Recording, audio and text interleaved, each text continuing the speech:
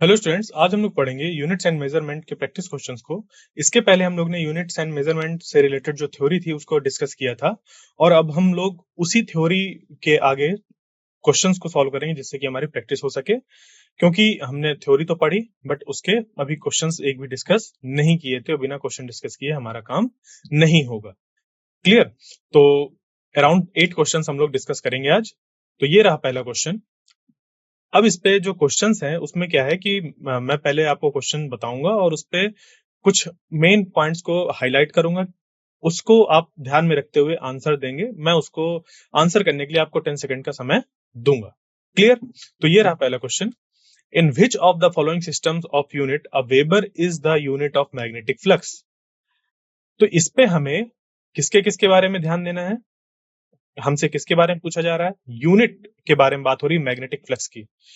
कि वेबर है वो किस सिस्टम पर है।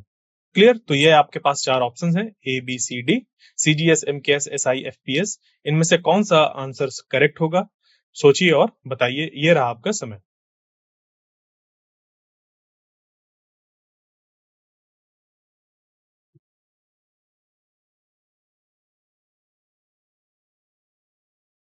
तो इसके अगर हम आंसर की बात करें कि इसका आंसर क्या होगा, तो ये होगा आंसर सी, यानी कि एसआई सिस्टम ऑफ यूनिट जो होता है उसमें मैग्नेटिक फ्लक्स की यूनिट हम लोग वेबर के फॉर्म पर देखते हैं। इसी को अगर हम लिखें तो वेबर को एब्रीविएशन में कैपिटल डब्ल्यू स्मॉल बी ऐसे भी लिखा जाता है।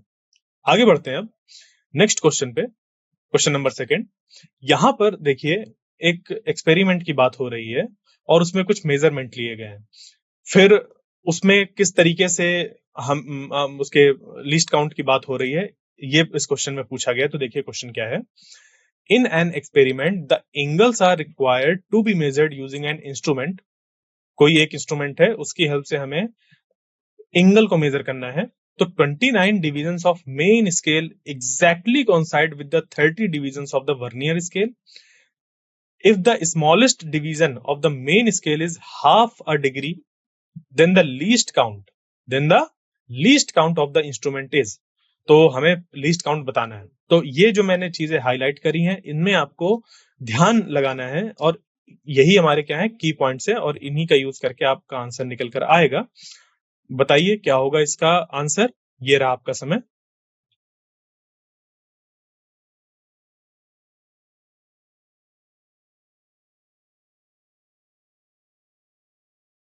तो इसका जो आंसर होगा वो होगा हमारा आंसर ए वाला, यानी कि 1 मिनट। अब ये क्या मीनिंग है इसका, कैसे निकल कर आगे देखिए।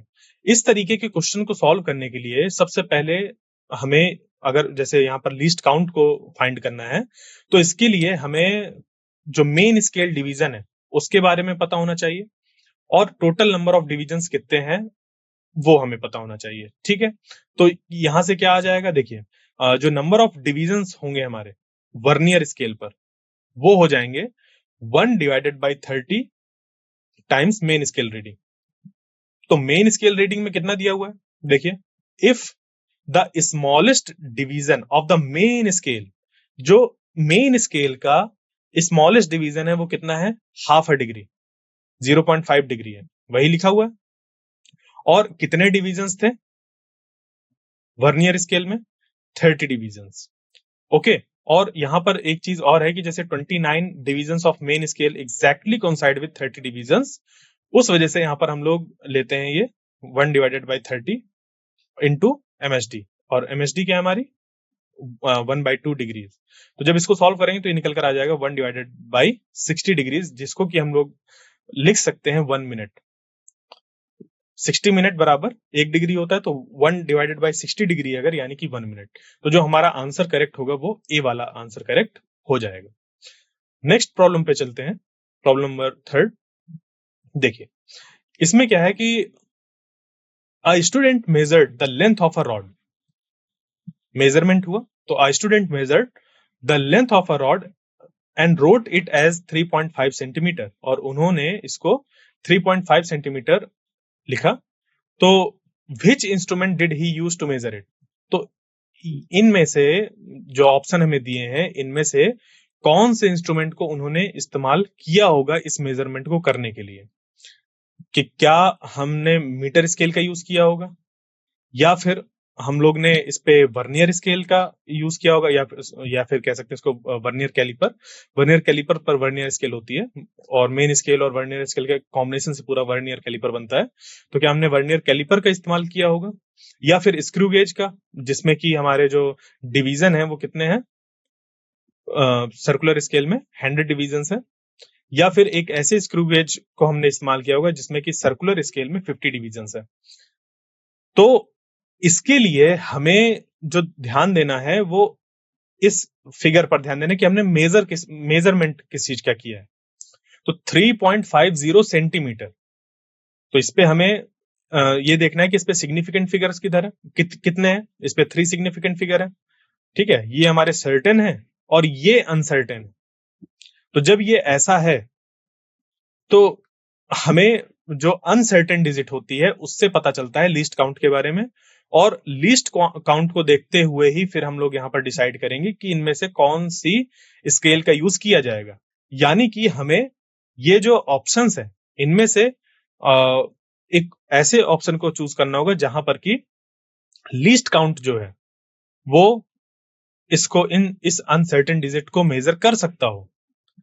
जैसे कि मीटर स्केल की बात करी जाए तो मीटर स्केल इसका मेजरमेंट नहीं कर पाएगा। क्यों? क्योंकि उस पे तो अगर हम देखें तो उस पे क्या क्या होता है, जैसे 3.5 सेंटीमीटर, उस पे जो स्मॉलेस्ट डिवीजन होता है मीटर स्केल पे वो 1 मिलीमीटर का होता है, ठीक है। स्मॉलेस्ट डिवीजन जो होता है वो 1 मिलीमीटर का होता है।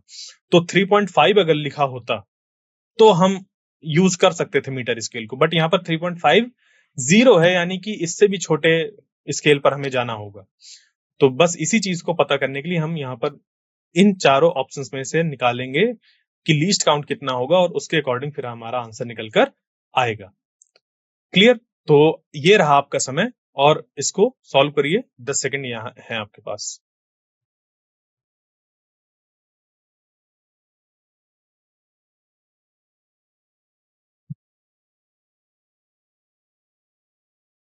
आइए इसको अब सॉल्व करते हैं और देखते हैं कि इसका आंसर क्या होगा। वैसे इसका जो आंसर होगा वो हमारा बी वाला होगा। अब ये बी वाला कैसे होगा?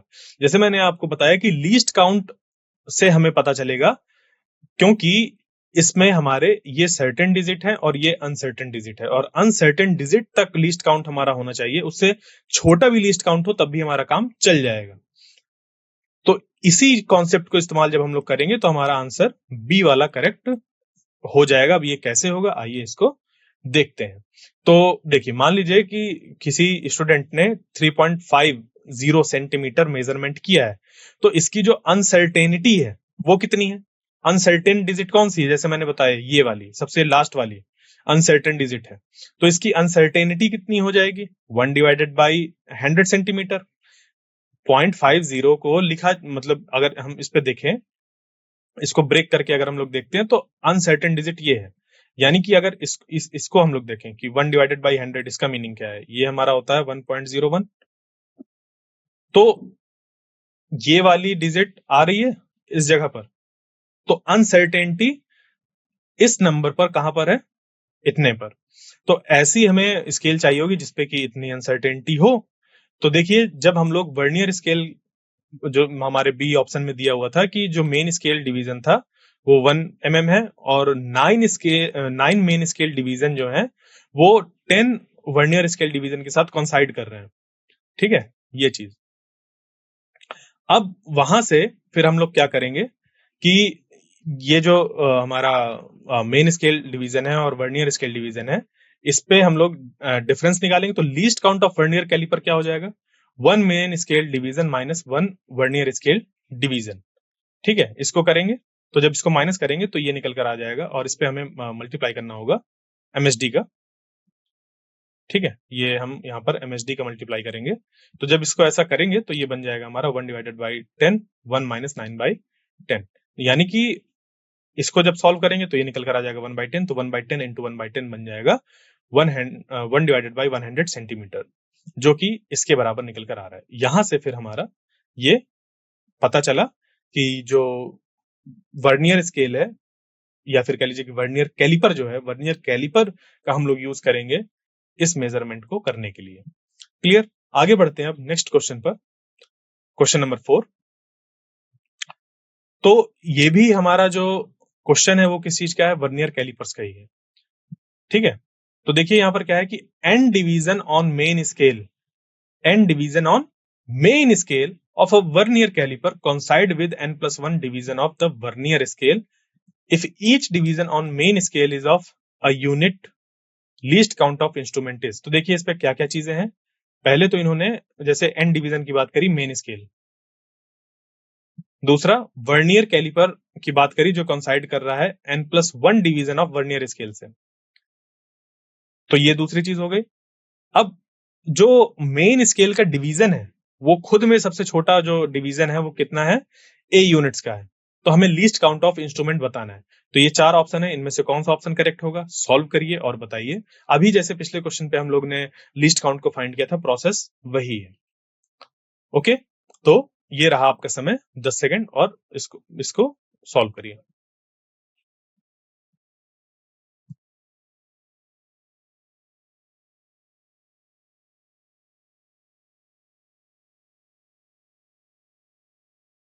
तो अब इस पे देखते हैं हम लोग कि इसका आंसर क्या होगा।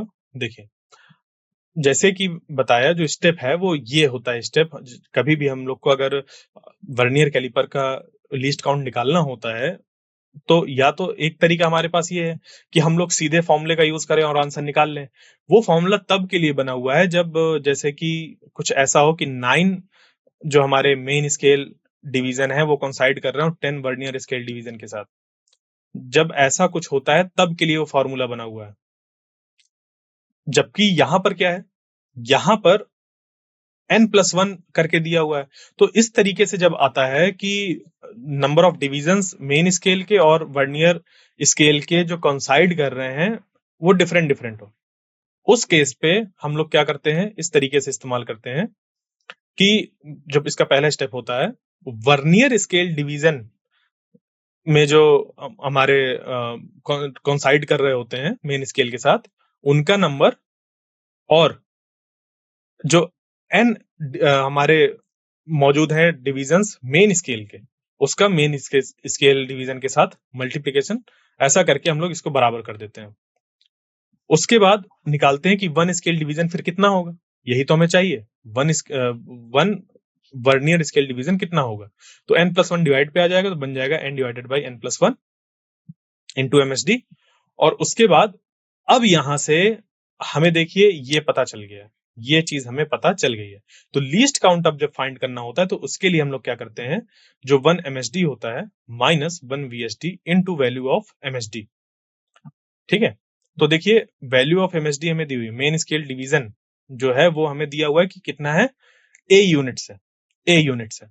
और मेन स्केल डिवीजन जो है हमारा वो 1 ही है यहाँ पर, और वर्नियर स्केल डिवीजन जो है वो ये आ जाएगा, ठीक है। एक्चुअली यहाँ पर क्या होता है कि यहाँ पर मेन स्केल डिवीजन रखते हैं और वर्नियर स्केल डिवीजन रखते हैं, तो इसका जो ये MSD होता है दोनों का कॉमन आकर बाहर आ जाता है, ठीक है। यहाँ पर फिर ये चीज नहीं कहते हम इसको, ये चीज बाहर आ जाती है, ठीक है। तो ये बच जाएगा 1 minus n divided by n+1 bracket में, और उसके बाद फिर मल्टीप्लाई जब a से करेंगे तो इसको सॉल्व करेंगे तो ये n+1 माइनस n हो जाएगा, n से n cancel, 1 divided by n+1, और a का मल्टीप्लाई करो a डिवाइडेड बाई n+1, ये निकल कर आ जाएगा। यानी कि हमारा जो ऑप्शन बी है वो करेक्ट हो जाएगा, a divided by n+1। Clear, आगे चले नेक्स्ट प्रॉब्लम पर। तो ये रहा हमारा next question, question number 5। The respective number of significant figures for the numbers 23.023, 0.0003 and 2.1 into 10⁻³ are. यानी कि ये जो हमें नंबर्स दिए हुए हैं इन संख्याओं में कौन से हमारे सिग्निफिकेंट फिगर्स होंगे। क्लियर, तो अब देखिए इस पे, जैसे कि ये है, ये है और ये है, तो हमें सारे रूल्स जो सिग्निफिकेंट फिगर्स को फाइंड करने के लिए जो सारे रूल्स होते हैं उसको रिकॉल करना होगा, क्योंकि यहां पर जो जीरो है वो दो नॉन जीरो डिजिट्स के बीच में भी मौजूद है, डेसिबल भी मौजूद है नंबर्स में, जो जीरो है वो हमारे नॉन जीरो डिजिट के लेफ्ट में भी लिखा हुआ है और एक स्टैंडर्ड नोटेशन पर भी हमारे नंबर लिखे हुए हैं। तो सारे रूल्स जो होते हैं सिग्निफिकेंट फिगर्स के उनको रिकॉल करते हुए इस क्वेश्चन को आप सॉल्व करिए। ये रहा आपका समय 10 सेकंड का।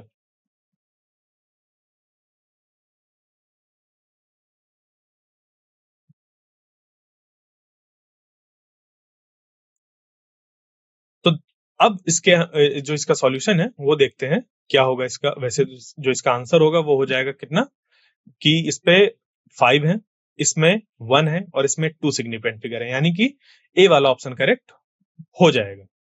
अब ये कैसे होगा देखिए, यहां पर अगर हम लोग देखें 23.023 को और इस वाले नंबर को, फिर इस वाले नंबर को, तो यहां पर जो जीरो है वो दो नॉन जीरो जो नंबर्स हैं उनके मतलब फिगर्स हैं उनके बीच में है। इस वजह से जीरो को भी हम लोग सिग्निफिकेंट फिगर की तरह ही ट्रीट करेंगे। क्लियर? उसके बाद जो हमारे ये हैं 0.0003 ऐसे लिखा हुआ है, यहां पर जैसे है ना 3 के इस तरफ ये 000 करके, तो यहां पर क्या है कि हमारी नॉन जीरो डिजिट है 3 और उसके लेफ्ट में यहां पर हमारे जीरो लगे हुए हैं। तो इस तरीके से जब नंबर्स लिखे होते हैं तो ये इनसिग्निफिकेंट फिगर्स की तरह ट्रीट किए जाते हैं ये जीरोस। यही जीरो अगर 3 के बाद लिखा होता है ऐसे तो वो सिग्निफिकेंट फिगर की तरह ट्रीट किया जाता है, तो इस पे 2 सिग्निफिकेंट फिगर हो जाते हैं। बट क्योंकि यहां पर जो जीरो है वो इस 3 के लेफ्ट में है तो ये इनसिग्निफिकेंट फिगर्स होंगे इधर वाले, सिर्फ और सिर्फ इस पे एक ही सिग्निफिकेंट फिगर है।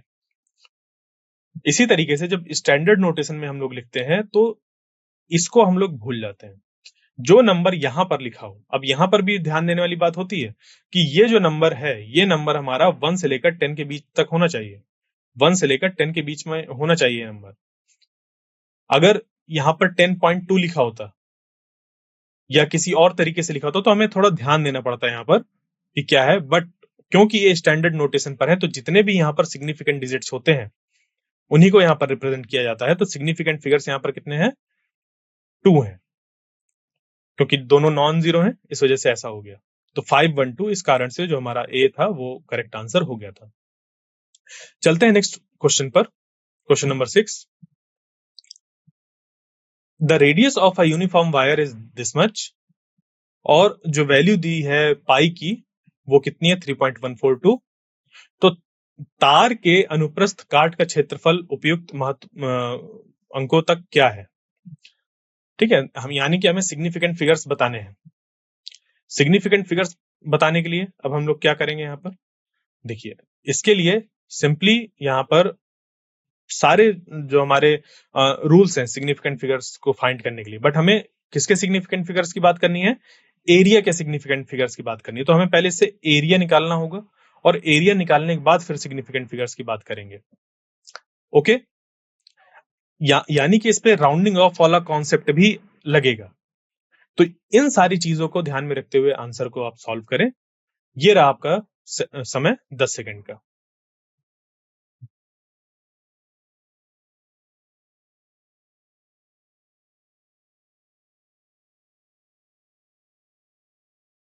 इसका जो करेक्ट ऑप्शन होगा वो होगा ए वाला।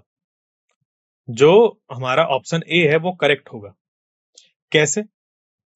यहां पर क्या है कि हमारे पास जो नंबर्स हैं वो क्या है, हमें क्या निकालना है? एक ये दिया हुआ है हमें और इसका हमें निकालना है, इससे हमें एरिया फाइंड करना है। तो एरिया निकालते वक्त हमें ये ध्यान रखना होगा कि जब इसको हम एरिया निकालेंगे तो ये जो आर है इसमें जितने सिग्निफिकेंट फिगर हैं उतने ही सिग्निफिकेंट फिगर एरिया निकालने के बाद मौजूद होने चाहिए। बस इतना सही इस पे लॉजिक है। तो यहां से एक्चुअली ये जो क्वेश्चन है ना, इसको आपको पूरा सॉल्व करने की भी जरूरत नहीं है। अगर आपको सिग्निफिकेंट फिगर्स के कॉन्सेप्ट बहुत अच्छी तरीके से पता है तो यहां पर आप क्या कर सकते हैं देखिए कि ये जो है हमारा गिवन रेडियस उसमें सिर्फ और सिर्फ 2 सिग्निफिकेंट फिगर है।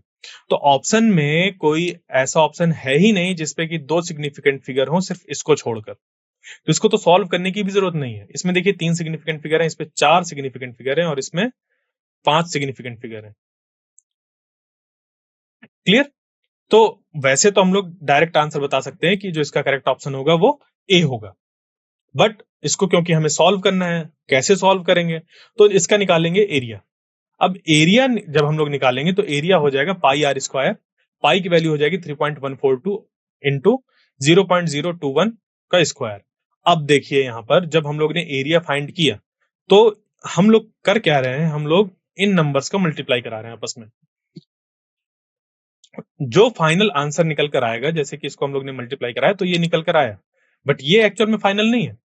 फाइनल तब होगा जब हम लोग राउंड ऑफ करेंगे, और राउंड ऑफ करते वक्त जो रूल है वो ये है कि जब हम लोग ने कई नंबर्स का क्या किया हो, मल्टीप्लाई किया हो, तो फाइनल आंसर जो होगा उसमें नंबर ऑफ सिग्निफिकेंट फिगर्स उस नंबर के सिग्निफिकेंट फिगर के बराबर होंगे जिसमें कि सिग्निफिकेंट फिगर सबसे क्या हो, कम हो। जैसे कि आर का 2 बार मल्टीप्लाई किया गया यहां पर, और आर में सिग्निफिकेंट कितने थे? 2 थे। ये 2 सिग्निफिकेंट फिगर्स थे। जबकि जो पाई का मल्टीप्लाई किया गया इस पे 1 2 3 4 सिग्निफिकेंट फिगर है। तो जो फाइनल आंसर होगा उसमें 2 सिग्निफिकेंट फिगर्स मौजूद होने चाहिए, यानी कि ये मल्टीप्लाई करने के बाद आया। अब इसको करेंगे राउंड ऑफ। अब हमें इन 2 सिग्निफिकेंट फिगर्स को बचाना है, बाकी को क्या करना है, ड्रॉप करना है। तो इसके लिए राउंडिंग ऑफ का जो रूल है वो लगेगा कि यहां से यहां तक आप ऐसे इनको 2 पार्ट्स पे देखिए, और अब 8 को देखिए। 8 अगर 5 से बड़ा है तो इसके पहले वाला जो नंबर है जिसको कि हमें यहां तक बचा कर रखना है वो बढ़ जाएगा, जिसके कारण से यहां पर बन जाएगा 0.0014। तो ये हमारा फाइनल आंसर निकल कर आया। और इस पे सिग्निफिकेंट फिगर्स जो प्रोपोगेशन हो रहा है यहां पर मल्टीप्लाई करने के बाद, उस पे जो ये एरिया जो निकल कर आया उसमें उतने ही हम लोग ने सिग्निफिकेंट फिगर्स रखे जितने की उस नंबर पर मौजूद थे जो जिसमें कि सिग्निफिकेंट फिगर सबसे कम थे। क्लियर? तो ये ऐसे निकल कर आ गया। आगे बढ़ते हैं अब नेक्स्ट प्रॉब्लम पर, क्वेश्चन नंबर 7।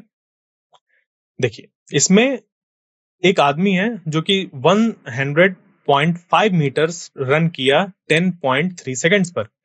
तो इसकी हमें एवरेज स्पीड बतानी है up to appropriate significant figures. क्या करेंगे इसके लिए? अब यहां पर सिंपल, सबसे पहले हमें स्पीड फाइंड करनी है। तो एवरेज स्पीड अगर हम लोग निकालें तो एवरेज स्पीड कैसे निकलती है आपको वो यूज करना होगा। उसके बाद कुछ हमारे डेसिमल में कई अंकों तक ऐसे आ सकते हैं, उसको हमें राउंड ऑफ करते हुए उस रूल का यूज करना होगा कि जब 2 नंबर डिवाइड होते हैं तो हमें कितने कितने सिग्निफिकेंट फिगर्स को रखना होता है।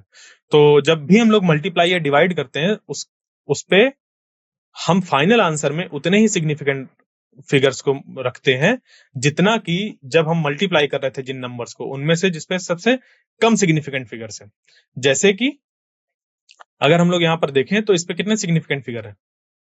1 2 3 4। क्यों? क्योंकि ये 0 2 हमारे ऐसे नंबर्स के बीच में है जो कि नॉन जीरो है, यानी कि 1 और 5 नॉन जीरो नंबर है, तो इनके बीच में 0 मौजूद है, इस वजह से ये भी सिग्निफिकेंट फिगर कहलाएंगे। यहां पर भी वही चीज, 1 3 के बीच में 0 है तो ये यहां पर 3 सिग्निफिकेंट फिगर हो गए, यहाँ पे 4। यानी कि जो फाइनल आंसर है उस पे हमारे 3 सिग्निफिकेंट फिगर्स ही होने चाहिए। अब इसका इस्तेमाल करिए और आंसर बताइए। आप इसको तुरंत बता सकते हैं, आपको 10 सेकंड का समय भी नहीं लगना चाहिए। फिर भी मैं आपको 10 सेकंड का समय दे रहा हूं, इसको सॉल्व करिए और बताइए क्या होगा इसका आंसर।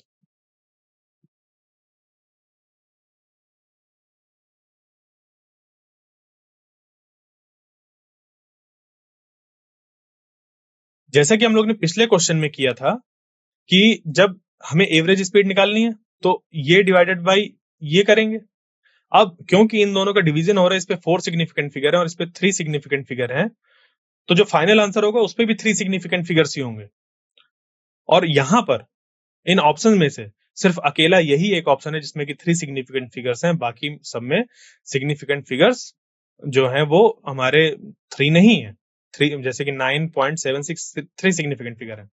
इस कारण से जो इसका ऑप्शन होगा ए वाला ही करेक्ट हो जाएगा। बाकी इसका जो प्रोसेस है वो ये है कि आप इसको डिवाइड करेंगे तो कुछ इतना निकल कर आएगा। जब इसको राउंड ऑफ करेंगे अप टू 3 सिग्निफिकेंट फिगर्स, तो क्योंकि ये वाला जो नंबर है वो 5 से बड़ा है, तो इसके पहले वाला जो नंबर होगा ये भी एक बढ़ जाएगा, जिससे कि 9.76 मीटर पर सेकंड निकलकर आ जाएगा। क्लियर? आगे बढ़ते हैं और ये आज का हमारा लास्ट क्वेश्चन है, question number 8। If the length of rod A is 3.25 plus minus 0.01 centimeter and that of B is this much, then the rod B is longer than rod A by, यानी कि दो rod हो गई हमारे पास, एक rod जिसकी length इतनी है, दूसरी रॉड जिसकी लेंथ इतनी है। तो हमें ये बताना है कि जो रॉड बी है वो ए से कितनी लंबी है, यानी कि हमें इसको और इसको इस्तेमाल करते हुए डिफरेंस फाइंड करना है। अब क्योंकि यहां पर ये साथ में अपने अनसर्टेनिटी के साथ लिखे हुए हैं, तो अनसर्टेनिटी को कैसे यहां पर ऐड करते हैं उसका हम लोग इस्तेमाल करेंगे। ओके, तो ये रहा आपका समय, सॉल्व करिए इसको और बताइए।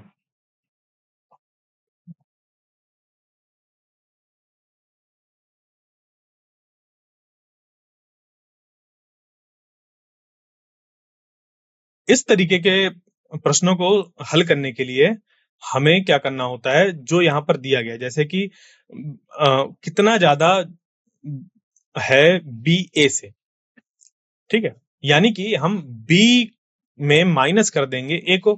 तो जब बी में माइनस करेंगे ए को तो हमारी कुछ वैल्यू निकल कर आएगी। तो हम सबसे पहले इसको माइनस करेंगे और माइनस करने के बाद जो यहां पर सिग्निफिकेंट फिगर्स को पुट करेंगे उसको राउंडिंग ऑफ वगैरह का इस्तेमाल करना पड़ेगा हमें यहाँ पर। देखिए इसके लिए क्या करेंगे, ए हमें ये पता है ये है, बी पता है ये है, तो हमें जो फाइंड करना है वो है बी माइनस ए। बी माइनस ए जब करेंगे तो सिर्फ अभी इसको माइनस करिए, ये माइनस ये, तो 4.19 माइनस 3.25 जो कि हो जाएगा 0.94 सेंटीमीटर। अब ये जो एरर्स है, जब भी किसी दो क्वांटिटी का इस तरीके से डिफरेंस लिया जाता है तो ये जो एरर्स होते हैं वो क्या होते हैं, सम अप हो जाते हैं। जैसे कि कुछ कमी हम पे कुछ कमी आप पर, तो वो दोनों कमी मिलकर बढ़ जाएगी, कुछ ऐसा है यहाँ पर मीनिंग। ठीक है, तो यहाँ पर इसको अनसर्टेनिटी कहते हैं। तो ये अनसर्टेनिटी मिल जाती है फाइनल आंसर पर, ऐड हो जाती है सीधे सीधे, भले ही प्लस माइनस करके ऐसे लिखी गई है, बट ये ऐड हो जाती है, यानी कि 0.1 सेंटीमीटर प्लस 0.1 सेंटीमीटर बन गया 0.02 सेंटीमीटर। तो ये बन जाएगा 0.94 प्लस माइनस 0.02 सेंटीमीटर। ये निकल कर आ गया क्या, ये निकल कर आ गया हमारा वो नंबर जिसको कि हमें फाइंड करना था बी और ए में डिफरेंस बताने के लिए, 0.94 प्लस माइनस 0.02 सेंटीमीटर, यानी कि आंसर सी जो है इसका वो करेक्ट आंसर हो गया। ये था हमारा आज का आखिरी क्वेश्चन और इसका सॉल्यूशन। आई होप जो आज का लेक्चर था वो आपको समझ पे आया होगा। इसके नेक्स्ट पार्ट में इसके आगे से प्रॉब्लम्स को हम लोग सॉल्व करेंगे। तब तक के लिए थैंक यू।